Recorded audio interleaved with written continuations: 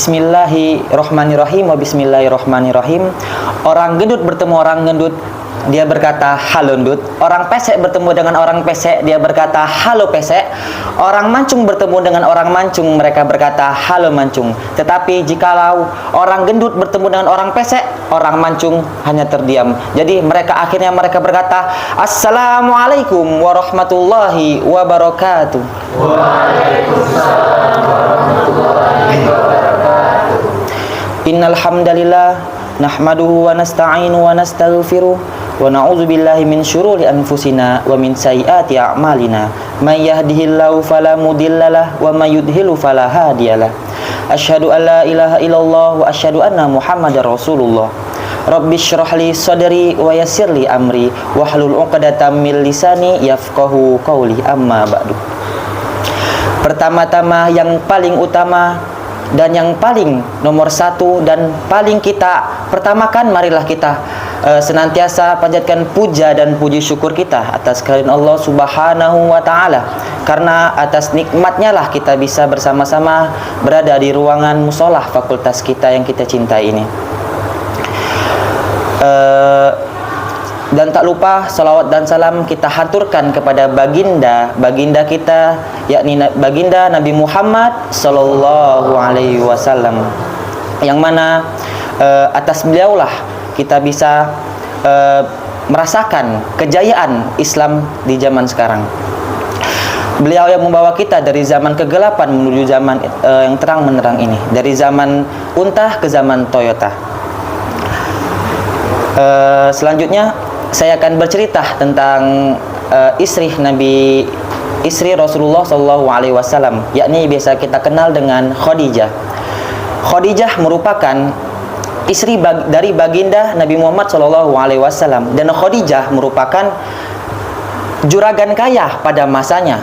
Dan ketika itu, sebelum dia menikah dengan Rasulullah, Khadijah masih merasakan kekayaannya, kejayaannya pada masa itu.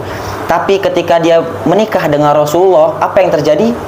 Khadijah menyumbangkan, bersedekah, berinfak di jalan Allah, seluruh hartanya habis. Jadi makan untuk besok aja susah. Jadi kita bisa mengambil pelajaran dari kisah istri baginda Rasulullah Shallallahu Alaihi Wasallam, bahwasanya ketika Khadijah di jalan yang benar, di jalan agama Islam, dia yakin dengan agama Islam, dia menyumbangkan semua harta-harta yang dia miliki di jalan Allah Subhanahu wa Ta'ala. Itu berkait dengan tema yang akan saya bawakan, yakni berjudul tentang keutamaan bersedekah. Yang kita tahu bersama-sama bahwasanya sedekah merupakan ajaran yang dibawa oleh Nabi Muhammad Shallallahu Alaihi Wasallam, dan bersedekah merupakan anjuran di dalam agama kita. Bersedekah juga tidak hanya memberikan kita yang memberikan bersedekah, tetapi juga memberikan bantuan kepada orang-orang yang kita niatkan untuk bersedekah. Allah Subhanahu wa Ta'ala berfirman pada surah Al-Baqarah ayat 261. Bismillahirrahmanirrahim. Mathalul ladzina yunfikuna amwalahum fi sabilillahi kamathali habbatin ambatat sab'a sanabila fi kulli sumbulatin mi'atu habbah wallahu yudha'ifu liman yasha wallahu wasi'un alim, yang artinya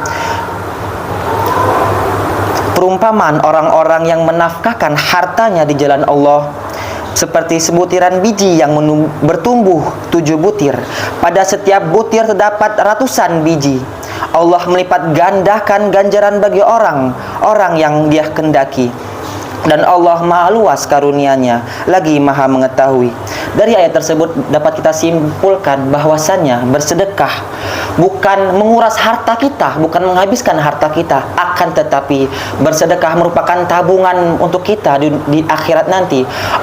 Ketika kita bersedekah, Allah akan melipatkan ganda pahala kita. Ketika kita bersedekah 1000, Allah akan melipatkan gandanya 7000 gitu. Dan baginda Rasulullah SAW juga bersabda, diriwayatkan dari Imam Bukhari dan Muslim, yang artinya, tidaklah berkurang harta dengan bersedekah, dan Allah tidak meninggikan seorang hamba karena ia dan tidaklah Allah meninggikan derajat hamba karena ia memaafkan. Akan tetapi Allah meninggikan derajat seorang hamba karena bersedekah.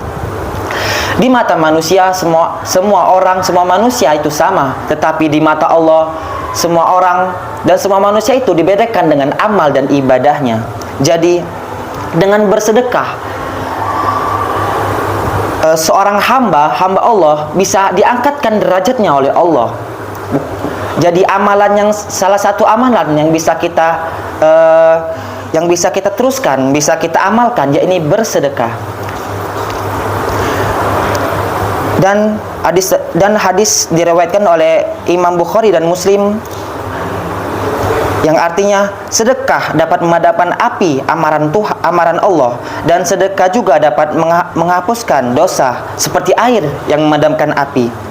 Jadi dapat disimpulkan bahwasannya dari sabda Rasulullah SAW, bahwasannya ketika kita melakukan dosa, ketika kita khilaf dalam kesesatan, kita ingin bertaubat kepada Allah, maka jalan salah satunya ialah bersedekah. Karena dengan sedekah kita bisa memadamkan api, memadamkan amarah Tuhan, memadamkan amarah Allah, seperti memadamkan api dengan air. Jadi salah satu untuk kita dimaafkan dan diridhoi oleh Allah, yakni dengan bersedekah. Terus selanjutnya,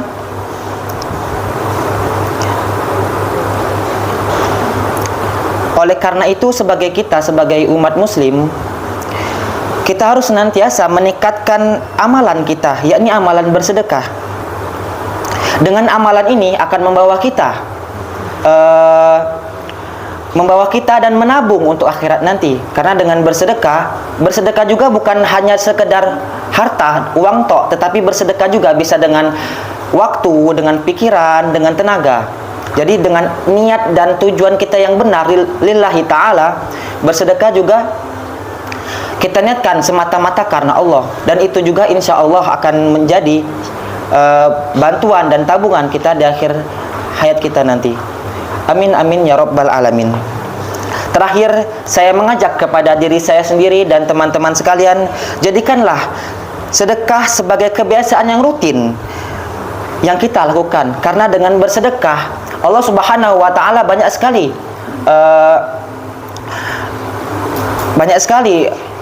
mengangkat orang-orang yang bersedekah. Contohnya, ada suatu kisah pada zaman